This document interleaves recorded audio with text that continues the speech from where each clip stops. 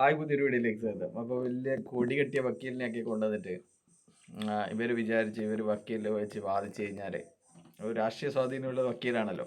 അപ്പോൾ അവരൊക്കെ വാദിച്ചു കഴിഞ്ഞാൽ ഇവരുടെ 212 കോടി അങ്ങ് എടുത്തു കൊടുക്കും, അതിനുള്ള ഓർഡർ വരുന്നതാണ് ഇവർ വിചാരിച്ചിരുന്നത്. അപ്പോൾ എന്തായാലും നമ്മൾ പറഞ്ഞ പോലെ തന്നെ സംഭവിച്ചു. ഇനി ഇതിലൊന്നും ആരും ഇങ്ങനെ മറ്റവരാണ്, ഇത് ഇവരുണ്ടാക്കിയതാണ്, ഇവരുടെ ഗ്രൂപ്പിൽ നിന്നാണ് ഈ വിധി വന്നത് എന്നൊന്നും പറയാൻ നിൽക്കേണ്ട. ഇതൊക്കെ അറിയുന്നവർക്ക് പറയാൻ പറ്റും. രണ്ട് പേരൊക്കെ ഒത്തിക്കൊന്നവനെ ജീവപര്യന്തം അല്ലെങ്കിൽ തൂക്കിക്കൊല്ലും എന്നൊക്കെ പറയുന്ന പോലെ തന്നെ വളരെ സിമ്പിളായ കാര്യങ്ങളാണ്. ഈ ഒരു നിയമം PMLA ആക്ട് വായിച്ചു കഴിഞ്ഞാൽ മനസ്സിലാവും. അഡ്ജുഡിക്കേറ്റിംഗ് അതോറിറ്റിയുടെ മുന്നിൽ കൊടുത്തിട്ട് കാര്യത്തിൽ പിന്നെ അതിൽ വെള്ളം ചേർക്കാൻ, അയ്യോ അതിൽ നിന്ന് പിന്നെ അറ്റാച്ച് ചെയ്ത പൈസ എടുത്തു കൊടുക്കാനുള്ള ഓർഡറൊന്നും അറ്റാച്ച് ചെയ്ത ഓഫീസർക്ക് കൊടുക്കാൻ പറ്റില്ല.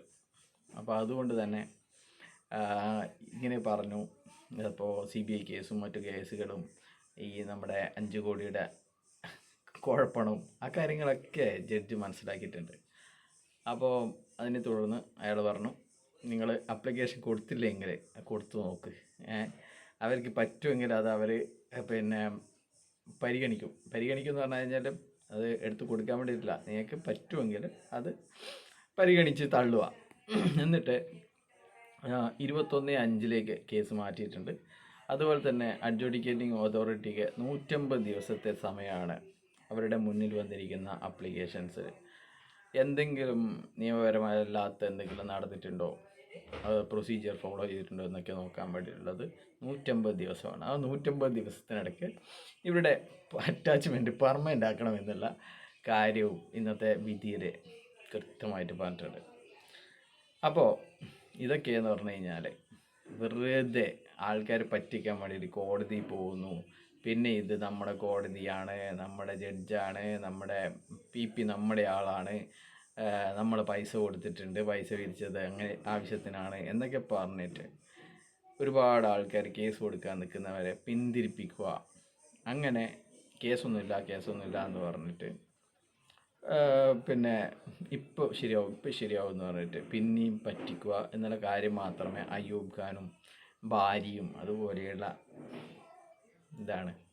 അവരൊക്കെ ആ ലെവലില്ല ആൾക്കാർ മനസ്സിലായല്ലോ. ഒരുത്തൻ ഇന്നലെ പറഞ്ഞത് പിന്നെ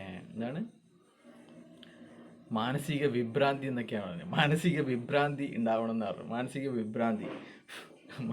വിഭ്രാന്തി എന്ന് പറഞ്ഞാൽ ഭ്രാന്താണ്.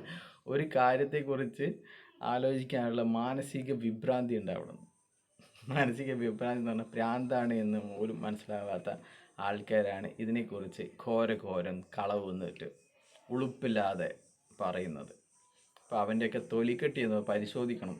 കണ്ടാമൃഗത്തിനാണോ അയ്യൂബ് ഖാനാണോ ഏറ്റവും കനമുള്ള തൊലിക്കെട്ടിയെന്ന് അന്വേഷിക്കേണ്ട സമയം കഴിഞ്ഞിരിക്കുന്നു എന്നാണ് പറയാനുള്ളത്. അപ്പോൾ ഇപ്പോൾ ഒരു കേസ് മാത്രമേ തോറ്റിട്ടുള്ളൂ. അടുത്ത കേസും അല്പസമയത്തിനകം തോൽക്കുന്നതായിരിക്കും. അപ്പോൾ അതിൻ്റെ അപ്ഡേറ്റ് കിട്ടിയ പാടെ നിങ്ങളുമായിട്ട് പങ്കുവെക്കാം. എല്ലാവർക്കും ശുഭദിനം.